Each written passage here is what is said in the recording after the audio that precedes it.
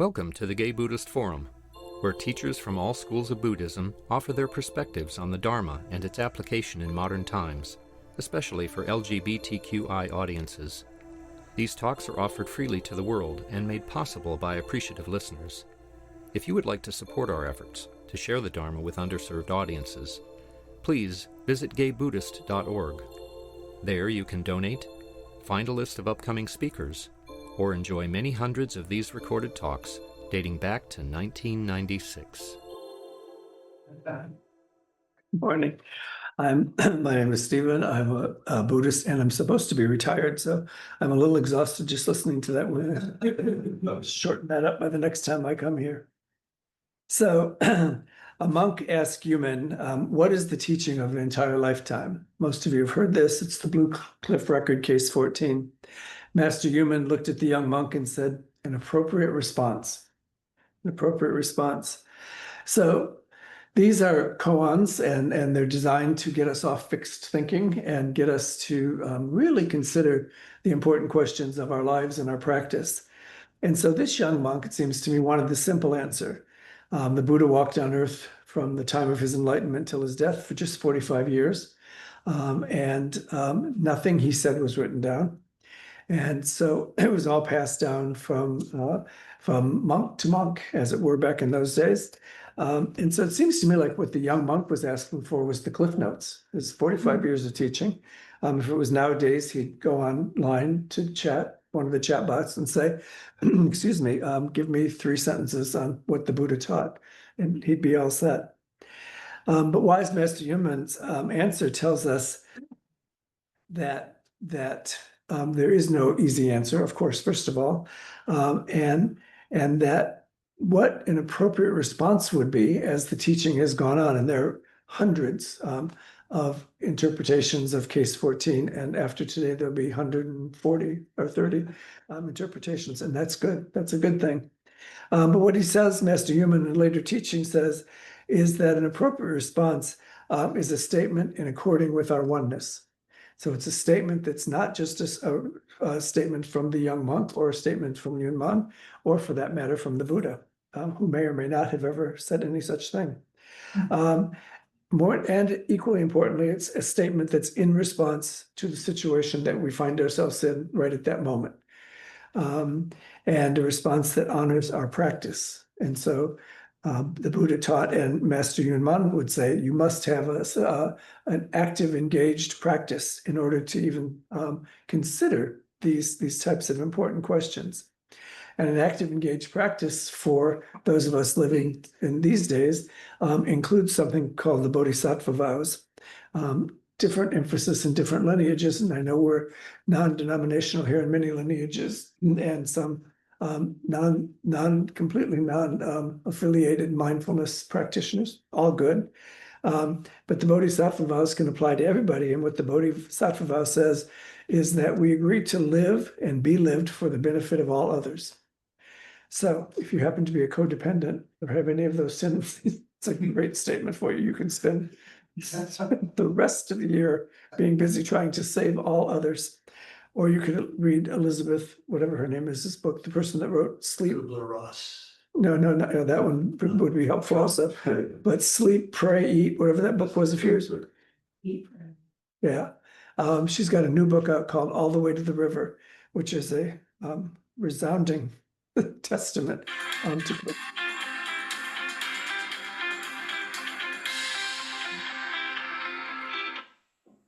Hello. this is Good. Let's see here. I'm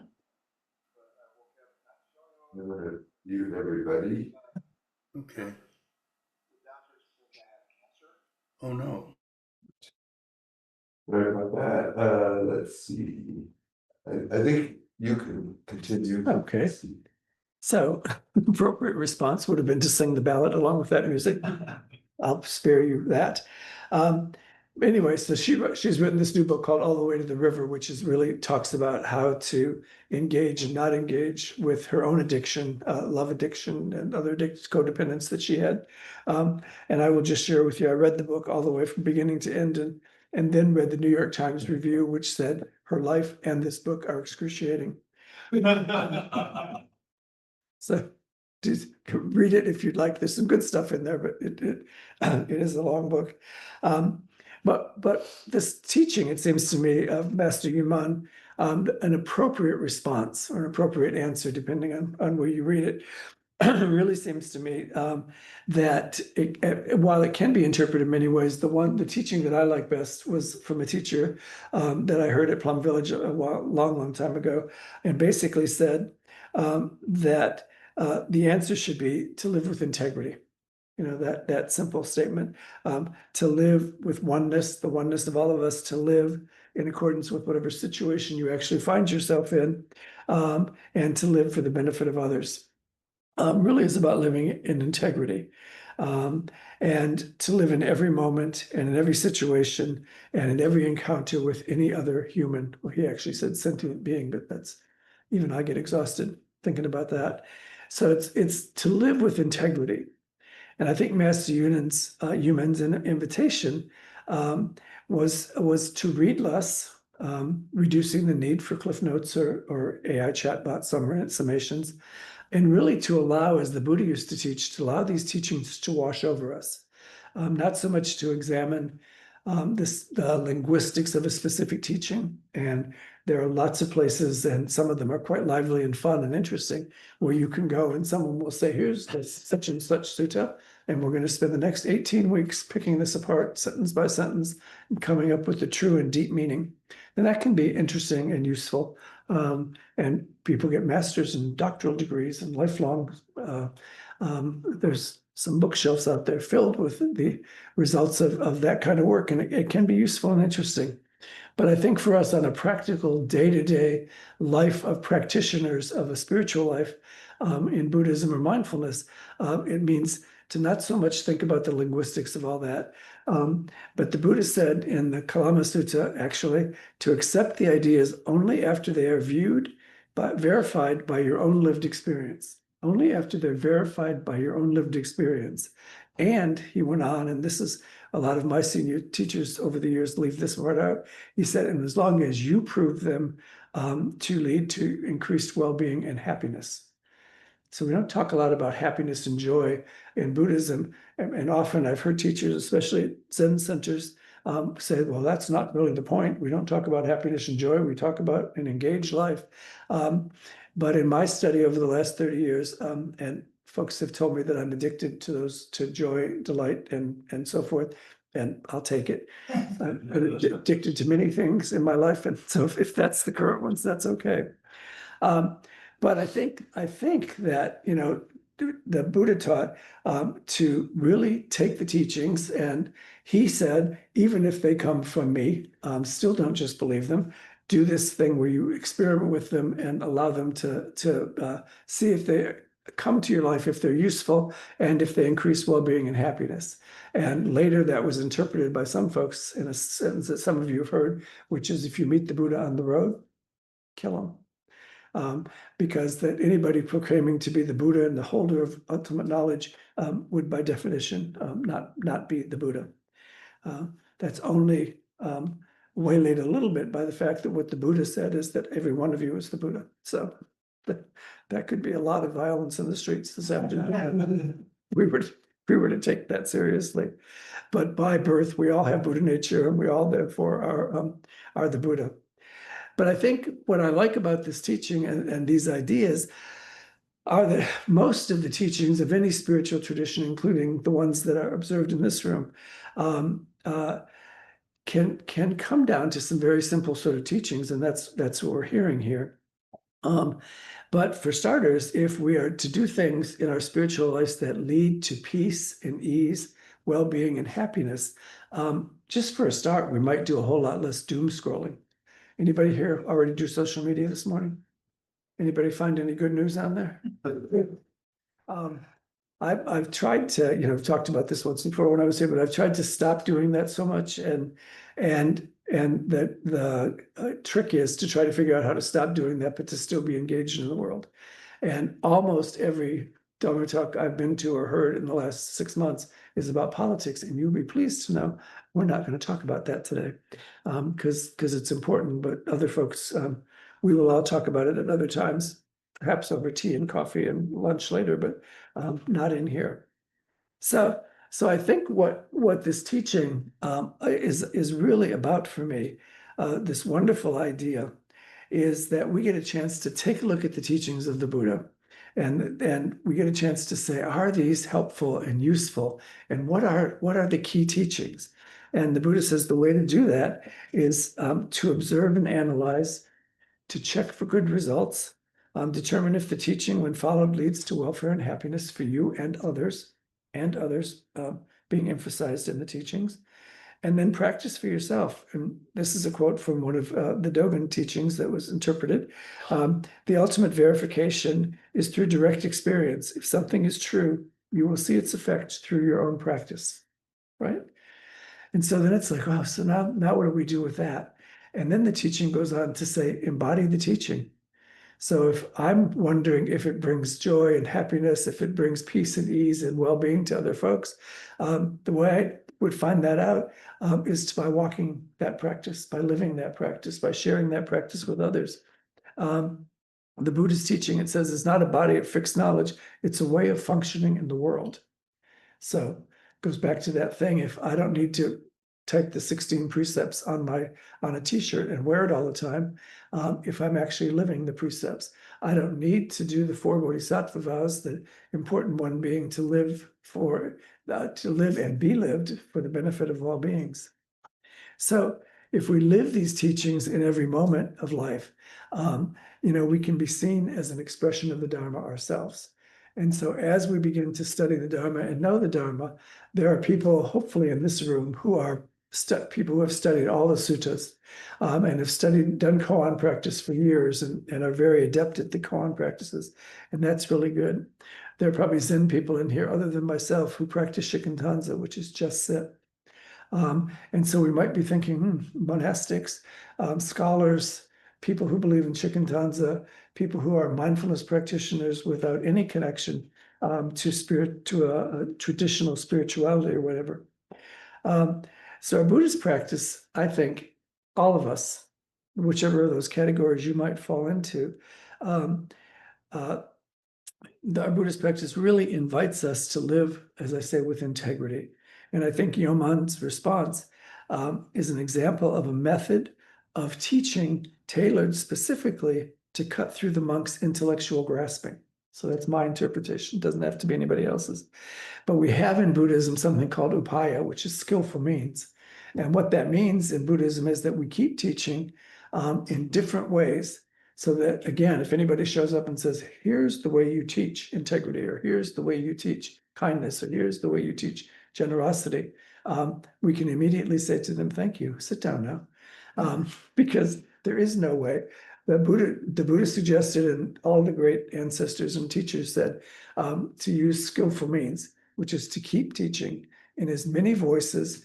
If you read the Lotus Sutra, which is my favorite sutra, it can make you a little crazy if nobody prepares you for it, because it keeps repeating things over and over and over again, in verse and in poetry, and in descriptions of the first time the particular teaching was given, and et cetera, et cetera. And the idea of it, people say, why does it keep repeating? And why are there then, 25 other sutras that explain the Lotus Sutra? Well, it's this idea of upaya, skillful means. We should keep sharing the ideas that we can live with peace and ease and well-being, that we can live for the benefit of others. And we keep sharing that as long as it takes for everybody. I like when there's some teachers in here, when you're teaching something, and all of a sudden you see a student light up, it's like they got it. And that's the best feeling in the world for both the student, whether it's kindergarten or graduate school, both the student and the teacher, when suddenly you're explaining something and they got it. And so that's the idea of this. If we live Buddhism by practicing Buddhism, by walking Buddhism in our daily lives, then we get the opportunity from time to time to see somebody actually light up. So when we think about practicing Buddhism, it can seem a little bit overwhelming, as as a lot of things in life always, but particularly right now, can seem a little overwhelming. And so in Buddhism, in the way I practice it, we have these bodhisattva vows. And these are the Thich Nhat Hanh versions. It says, beings are numberless, I vow to save them. Delusions are inexhaustible, I vow to end them. And this is Thich Nhat Hanh's edition. Afflictions are perpetual, I vow to bring them to an end. Dharma gates are boundless, I vow to enter them and to understand them. And the Buddha's way is unsurpassable, I vow to attain it. So those are all things that on their face value seem to be impossible, right? It's like, well, those must be koans because you obviously cannot possibly save all beings. And in fact, some of the Zen centers around, Buddhist centers, but Zen centers that I know about around the country have changed that first one now from beings are numberless. I vow to be with them all, which is still kind of a challenge if you ask me, because you're going to be awfully busy. But so today, I think that what I would offer to all of us is the invitation to really think about how we want to live as Buddhists in the world in which you're living right now. You know, that may be a world that's on social media constantly. That may be a world that's absolutely attuned to Washington or the World Health Organization or other institutions that you are concerned about or worried about. It may be that you're concerned about. I saw a beautiful movie last night at the Irish American Film Festival called Four Moms. Just the sweetest movie ever, and funny and so forth. And it's really about the life of four families, if you will, and how they come together to take care of each other. And their lives in the first few scenes of the movie seem impossible. And if it were me, or probably most of us on most days, we would have packed one bag and taken off for Ibiza, which three of the characters do, as a matter of fact. But by the end, I won't ruin the movie for you, but by the end of it, everybody's back together, sort of. So our lives may be taking care of ourselves and each other, and that's an important part of this. But I think the important thing is this idea of living with integrity. And so I thought a lot about integrity in the last week and getting ready to come and spend some time with you. The word integrity comes from the Latin word, which means whole or complete. And the concept, and there are lots of interpretations probably, but living with integrity means making whole or complete yourself, your spiritual practice, your family, your friends, your colleagues at work. Living with integrity means aligning your thoughts, words, and actions with your core values and ethical principles. So one of the things I did once here 3 years ago, and we won't do it again today, but we had some little pieces of paper and we asked everyone to write down your personal 4 core values. And I can see what looks on the faces. If I ask you to do that right now, how many people could easily write down your personal 4 core values? Yeah. And there's nothing right or wrong about that. But the issue is, when we think about integrity, when we think about Buddhist practice, when we think about social engagement or engaged Buddhism, as Thich Nhat Hanh taught it, one of the things each of these definitions says is what you do at a moment-to-moment basis. What I do when I interact with Kai or you or anybody else in the room should be based on my core values. And so there's a wonderful book out right now called The Book of Alchemy. Soleil, I think is her name. She's John Baptiste's wife, and she's a young woman who she's now 30, I guess. She's been diagnosed with leukemia 3 times and has lived through the first 2. And when she got this disease again, she said, what are my core values? And she realized she didn't know. And she says, for her, here's an example how simple they can be. One of it was that she had been taught to live every day as if it's your last day. Live every day as if it's your last day. The idea being to get as much stuff in and do it, whatever. She said that was oppressive to her, that it was too much, especially for somebody who was sick. And so she changed her core value to live every day like it's your first day. Live with curiosity and warmth and openness and invitation. And so that, she said, became one of her core values. Her other core value was to do this journaling, which is what this Book of Alchemy is about, to keep a journal, to figure out when you wake up in the morning, if you wake up saying, this is my first day. She said she used to have a to-do list Everything she did was on a to-do list. And she said she decided that also was oppressive. For one, you can just smile. You don't have to raise your hand. How many folks here have to-do lists that they make? Yeah. And how many people start out Tuesday's to-do list with the things on Mondays that weren't done? Yeah. Yeah. So here's this concept. And she said she got rid of that. And so what she's done, and she has, again, for the third time now, terminal leukemia. And so she's decided that how she wants to spend her time is she has a to feel list, to feel. And she says, so she wakes up in the morning and says, how do I want to feel at the end of this day? I want to feel accomplished, or I want to feel connected, or I want to feel healthy. She said, and then what goes on my list is what things can I do to accomplish that? So if I wake up on a Sunday and say, I want to feel connected, I want the feeling in my life to be connected today, what can I do? Well, I can come to GBF. I can spend time with people afterwards. I can do another Sangha at 4 o'clock. I can do whatever, it might be. And she says that's so different than the to-do list, because at the end of the day, did you feel it? Do you feel it? Are you closer to it? Have you made some progress? And that's a good thing. And so the concept here that she's talking about, and that Buddhist teachers tell us, is it's the two key aspects of living with integrity are the idea of self-reflection. The idea of self-reflection. So if you have some core values, or if you have a spiritual practice that you're really committed to, whatever it might be, or if you're a person in recovery, or if you're a person living with somebody else to whom you have taken vows that you will live certain ways for the rest of your lives together. Simple question, self-reflection. How are you doing? Are you living authentically? Are you living honestly? Are you willing to abandon some of your personal needs for the needs of that other person or your other people, or whoever it is? And so this period of self-reflection, or this time of self-reflection, and that book called The Book of Alchemy is a wonderful book about how to do journaling. And she encourages people to form little journal clubs. So you can write the stuff down, which is a benefit, and then you go back and read it later. And one of the things that you discover, I've been doing this with some of the folks I work with. One of the things that you discover is that you're doing way better than you thought you were.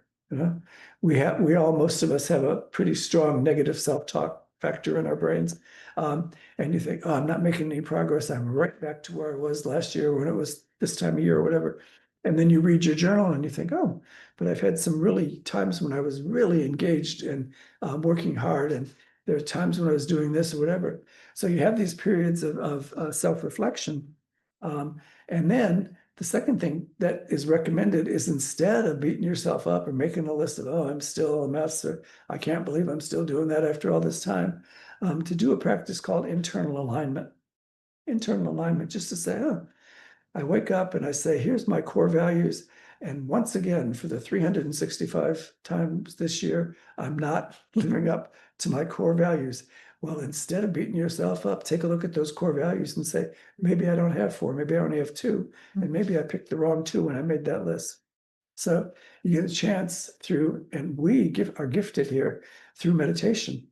We sit in meditation, we get present in this moment with who we are in this moment and who we're with, and what's going on in this moment. And we get a chance to say, so how am I doing? What do I want to do?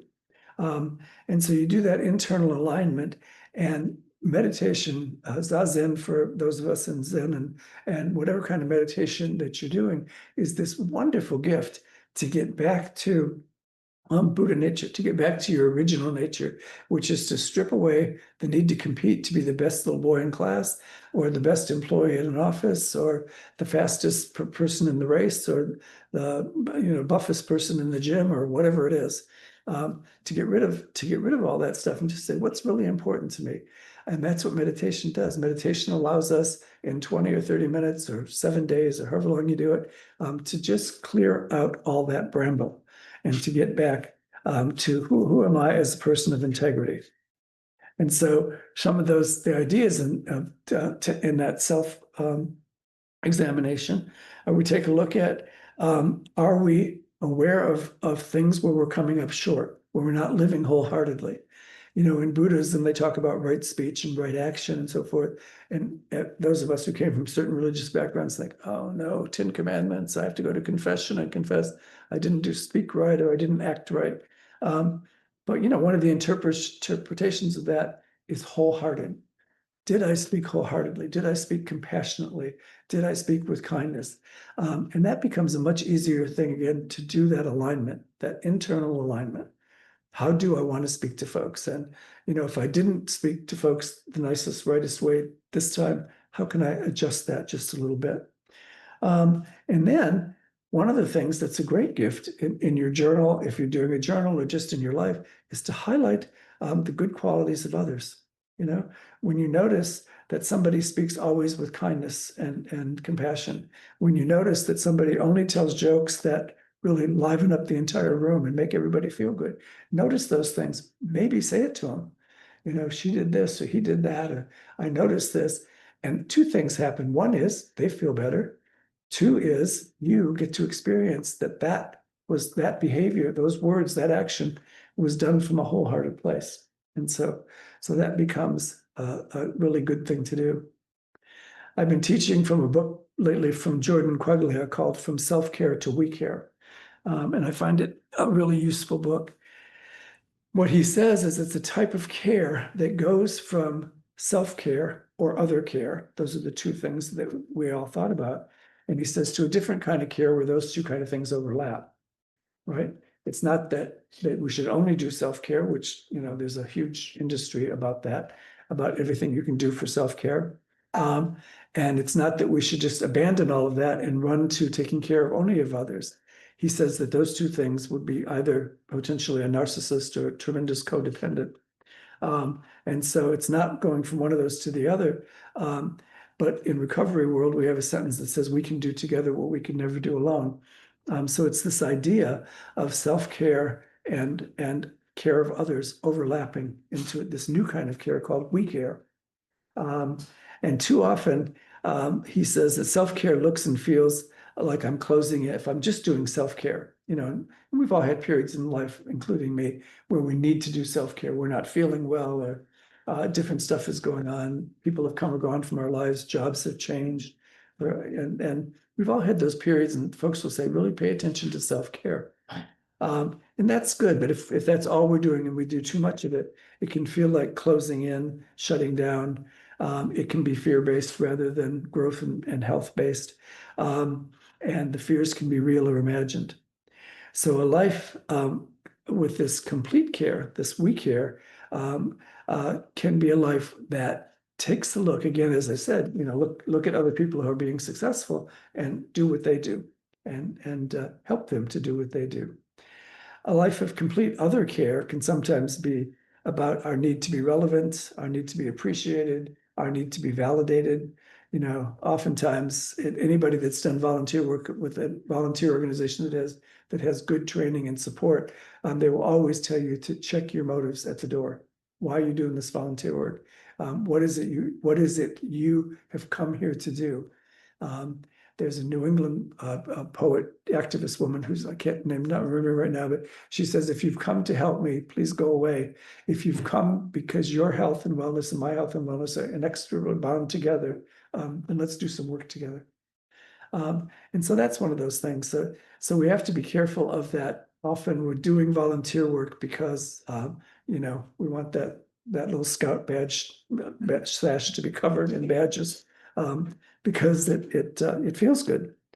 But one of the most difficult questions is my service work, my compassion, my outreach, my volunteering, my reaching out, really grounded in other and in the needs of others. Did I ask first? Is there some way I could be helpful? Is there something you need? Would you like to be left alone? And we often think, if somebody's going through, they've just had a loss in their family or a health issue or they lost their job, we assume they want help and need help, desperately need help. And if we say, how could I help you? And they say, nothing right now, thanks. Then the assumption is they're in denial. And that is not a fair assumption, not helpful to you or that person. And so the response has to be, did I make myself available to help when needed, when asked for? Some people can't put the words together to ask, but they know when you show up and say, I'm here, or I'm home, or I'm by my phone. If there's any way that I can be useful, let me know. And so that can be useful. There's a guy over in the East Bay who's an activist named Kazu Haga, and he has a book out called Fierce Vulnerability, and he puts it this way. A central nervous system allows us to attune to others, to create a mutual field of experience with others. To be fully attuned means that we are able to host within us the energy, mind, emotions, and experience of another, to allow the other to be felt by us, to allow the other to know that they were heard, seen, and felt by us. And so it seems to me that as Buddhists, we have this, or mindfulness practitioners, we have this great opportunity to say, how do I slow down enough in this busy world where there's so much going on, so much potentially out of control and so forth and so on? How do we slow down enough? And the way that I practice Buddhism and teach it in my little Sangha, and when I get a chance to come and be here with you folks, is that we get to embody the Buddha's way. And the Buddha's way says that we have a capacity to create communities, to create sanghas, where our spiritual path is inextricably linked to peace, ease, and wellness and happiness of others, and the health and well-being of the planet, right? So how do we do all that? Well, some of the newer teachings that I've been reading and hearing about say the support comes through dedication to a deep and disciplined contemplative life. So meditation first, deep and disciplined contemplative life, and a life of engaged Buddhism, or a life of service to all. So volunteering and social action should flow from our meditative life. Shouldn't be a sideline or something separate that we do. We meditate on Sundays and make sandwiches for the poor on Thursdays. Those two things could be related, and this could be the result of this. Could also be that if you make sandwiches for the poor on Thursday and realize that there are not nearly enough sandwiches and there are too many poor, you might need more spiritual practice. So that could also lead, the engaged Buddhism or the volunteer work could lead to that. So I think that one of the gifts, and we don't talk about the word hope a lot in Buddhism either, but I think one of the gifts of Buddhism is actually hope. Roshi Joan talks about having hope and having wise hope. And she says that not just wanting change, but allowing to see things as they are right now, to see the potential for change, and to see that all things are impermanent. So they're going to change anyway. And how can you be involved? How can I be involved? How can we be involved in creating some change that is heart-based, because we've done meditation and brought our heart and our minds together. Rebecca Solnit, who a lot of you know and have probably heard, she has a wonderful new talk out on the Upaya's webpage. There was a conference a couple of weeks ago on Zoom. And the article is called "We Were Made for This." And some of you may know she had a book a few years ago that was called A Paradise Built in Hell. And she says that she looked at folks, she did research, and she looked at folks after a crisis, 9/11 and floods and fires and so forth, and how remarkable it was how people without many resources immediately provided food and clothing and compassion and took their boats into churning waters and rescued people and did all that stuff. And she said what she found over and over again was that these were kind, compassionate, giving people. And going back to something I said earlier, they get lost in the day-to-day life of trying to pay the rent and keep their houses safe and be engaged in the kids' school and taking care of their pets and whatever else it is. And you just get too busy for some of that stuff. But the paradise built in hell, her theory is that if there's an opportunity, and if we're going slow enough, if we're moving at a slow enough speed, or periodically in our day taking time to slow down and stop and do this kind of reflection, she says that a key aspect of integrity in this life is a nimbleness of spirit. A nimbleness of spirit. One moment we may need to speak up and speak out. The next moment we may need to really be silent and listen carefully. So I think that what I offer today And there's this wonderful new book that I'll just reference because it's kind of fun. It's called Becoming Yourself. It was published in 2025. The author is listed as Sunrai Suzuki Roshi. He's been dead for 30 years. And it says it was edited by Mel Weitzman, who's been dead for 8 years. And the publication date was April of this year. So it says it's filled with humor and insight, and clearly it must be. But the title of the book is what really appealed to me when I first took a look at it. Because I think Buddhism is based on the notion that human beings are fundamentally open and clear and compassionate. Fundamentally, the Buddha said, I believe in the innate nobility of all beings. And I think we forget that. I forget it and you forget it. I'm guessing, maybe not. And if you all have a better way to do that than me, tell me over tea out in the other room. But I think we fundamentally forget because we get tied up in stuff, right? We get busy with stuff. And I'll just say one more thing. And so anyway, what we need is the courage to be present, the courage to be ourselves, be present, be in the right moment. And so just a fun anecdote to close the talk, which is I've been doing one of my little surveys that I like to do. And I've been asking people this week how they're feeling, and overwhelmed, gobsmacked, shocked, et cetera, and what's that about? But Jimmy Kimmel was canceled by the FCC, by whatever. And so I've said to these people, did you watch Jimmy Kimmel? And of the people I talked to, there were 11 so far this week that they brought it up, that topic. 11 people, 8 of whom were completely overwhelmed by the horror of living in a country where Jimmy Kimmel can be canceled.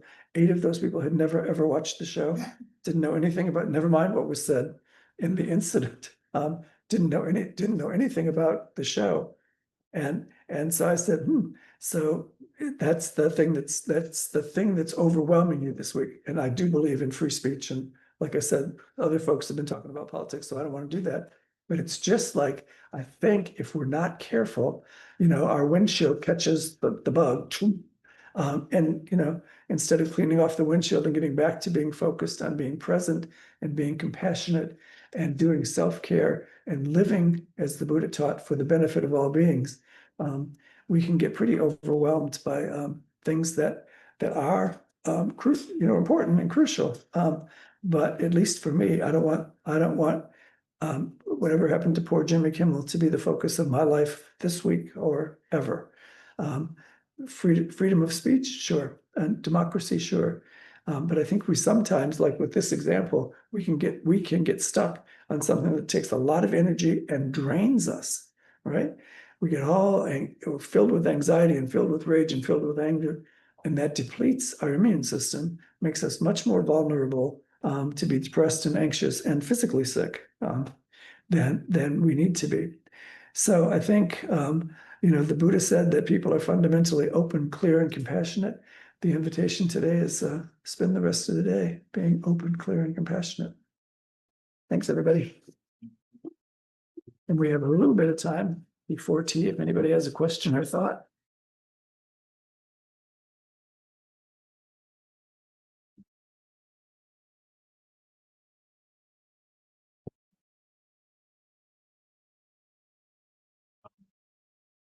You earlier mentioned we care, and could you explain what it is, or could you give us some example of we care versus self-care and other care? Yeah, it's when we think about the Bodhisattva, it's the way it's worded in the Bodhisattva is we vow to live and be lived. So we create opportunities for people to be kind to us, as well as for us to be kind to others, for people to listen to us, as well as to listen to others. And so oftentimes those are two separate things.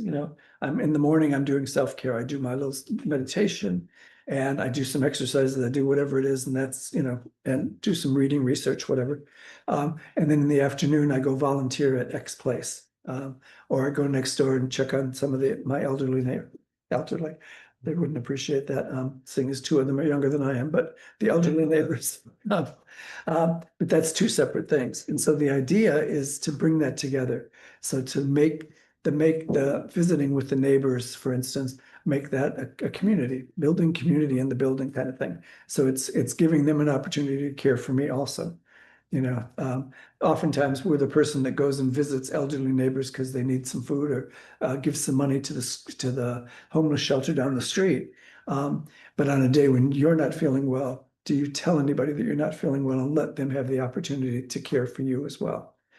You know, in Buddhism, they say dana or generosity is giver, receiver, and gift are all three connected, all three the same. And so if we don't give people the opportunity to show up for us, then that's a lost opportunity. Does that help? Yeah. Great. There's a question from Jeff online. Hi, Stephen. Thank you. I have to give kudos to Stephen. He came in on short notice. Somebody canceled, and he said, I can do it. So thank you for that. I love your talk, especially the word well, it was a verb. You said that's where you begin wholehearting. And I think that really sums it up, right? That's sort of the process, you know, wholehearting, including ourselves, and it's being, you could say, earnest, committed, and present. You know, the presence and how that affects. You know, I've given up on the bodhisattva. You know, all beings everywhere. If they happen, good, but it's going to take a long time. In the meantime, though, I think we can touch a lot of people simply by our presence. You know, I mean, that famous Thich Nhat Hanh story about the Vietnamese trying to get out of Vietnam and getting on these boats, and they sometimes sink. There were people would be so panicked and desperate. He said if there was one person on that boat who wasn't panicked, who was a calm presence, it tended not to sink. You know, that's I want to be that person, and so that's being a presence, and I appreciate that. So, thank you. You're welcome. Thanks, Jeff. And yeah, and that's you being that one person. And what Thich Nhat Hanh was talking about is rather than teach Buddhism, rather than give a class on Saturday afternoon about engaged Buddhism, go do something engaged. Go show people what it's like to be compassionate. You know, show people what it's like to help somebody onto that boat and say, now sit calm. If the calmer we are, we can fit 2 more people in here and the boat won't tip over. But we do that not by being authoritarian, or we do it by showing what it's like to be calm. You know, it is possible that this boat will get to the other side. Yeah. One more thing. Sorry, if I could add to that. I heard somebody said recently, helping is the nice word for controlling. And you were talking about watch our intentions. You know, having been a caregiver for many years, there are many people whose lives are a wreck, have to come in and help other people. And so, anyway. Yeah, a lot of our systems are based on providing help to make people be like us, to create a health plan, a healing mechanism, whatever, so that they will have what we want without ever asking, how would you like to have this baby? How would you like to deal with your cancer? How would you like to heal from your depression? We have these formulas, you know, regulated formulas that we use. And so often when we talk to people in therapy, they say, somebody bludgeoned me with their good wishes and good ideas, instead of asking me, what do you want to feel? You know, we work with people with grief issues, and people say, well, that should take, depending on how long you were together, that should take 3 months or 6 months. And I tell all of my fellow therapists to be less talkative. Because the answer to that is, how long would you like to have support? That's the answer. And when the person wants support, you be there for them. And when they're done, for now, then you open the door and walk together out into the sunshine. And so much of our systems of volunteerism and mental health care and social justice services, social services, are built on outcome measures rather than people's hearts. Yes. Thanks for a wonderful talk. One thing that I think I heard this right, you said, you made reference of living and being lived for the benefit of others. Could you explain what you mean by being lived? Yeah, that's a traditional language in some of the Bodhisattva, they've been handed down to us. And so living for the benefit of other beings is sort of a little bit obvious. You know, you do things well and from a place of compassion and wisdom. Being lived is sort of that same thing we were just talking about up front with Kai, that's you know, it's allowing other people, being lived allows other people to be in your life and support you and nurture you and care for you. Because if you don't do it, then they don't get the opportunity to have that part of it. And if the only kindness that you've ever had was the kindness that you were handing out, right? I'm being kind to you and I'm being generous to you and I'm going to get you a meal. I'm going to get you a new car to drive. You find out that he's anti-automobile, doesn't want a car. I ordered a meal at a restaurant last night and they messed it up and it didn't come on time. And so they walked over. They said, "We're really sorry about your main course. We're working on it." And they had this huge bowl of clam chowder. And I lived in Boston for 25 years, so we're kind of funny about our clam chowder.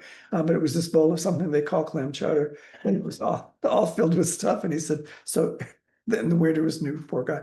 He said, "Here, this is for you instead of your main course, and your main course will be coming." And it's like, well, thanks. Maybe you could have said, "Could I bring you a salad or a cup of soup with a piece of bread or something while you're waiting?" And that would have allowed me to be involved in that. And it would have allowed him to do something kind rather than, you know, some kitchen manager said, "Here, take this out and see if that guy will shut up." And I actually hadn't said anything yet at that point. I was trying to be nice, but it's it's giving other people the opportunity. So to live in kindness and in compassion and be lived, which is to allow, I don't have to wake up every day and say, "I got this," right? And I'm sure we've all said that at least a couple of times in the last week. "I got this, no worries, take care." And so it's to be lived for the benefit of others. So others need to practice generosity. Others need to be able to do kindness. Others need to be able to reach out. And if we've got the doors closed, they can't reach out very easily. Thank you, Steve. That means we're done. I see one more hand. Okay. Oh, yeah, I was curious, if compassion is innate, because I was told that kindness and love is something like I have to teach young. So, I was wondering if you could clear, or what's the difference between compassion? Because I understood it the other way around, like these are not tools that are inherent to us, so we like want to cultivate them. I think we can talk more outside too, but I think that we just have two different opinions, like that we are, if you've ever seen a room full of little kids playing and giggling, I was with a really good friend the other day at Tunnel Tops Park, and there were all these kids down below, and they were just running back and forth. They didn't have any balls, or somebody started running, and some were running this way and that way, and then when they intersected, they screamed and fell on the ground and laughed. I think to just tell a quick story. Some of you maybe been there or read about it. The Dalai Lama gave a talk 25 years ago in New York that I happened to be at to a group of psychologists, and he said, "What's the biggest problem you face as psychologists in the U.S.?" And people said, and he said, "What did they say?" And his assistant said, "Self-esteem, self-concept, self-efficacy." And he said, "That's how you think about yourself? That can't be true. How could you not think well of yourself?" And they said, "Well, you know, it's a big problem in the United States, people." And he said, somebody taught you that. Somebody taught you that. So that's when I say that, that's what I think. I think we're born compassionate and kind, and that our schools and our economic systems and sometimes our families and sometimes the happenstance of poverty and capitalism and such, it teaches that all out of us, right? Teaches it all out of us. You know, those of us that are men were particularly taught, you know, boys don't cry, keep that to yourself, man up, you know, those kind of things, and all human beings, but particularly. And so I think that's if left to their own desires, you know, I think, you know, there are villages where people live without that we discover, before we go in and ruin them by doing research. And people live to be 110 years old, and they all live communally, and they all take care of each other's children. And so I think my gut belief as a human and a Buddhist is that we are born able to love and be loved, care and be cared for, heal and be healed. And that unfortunately, for all kinds of reasons, that's taught out of us.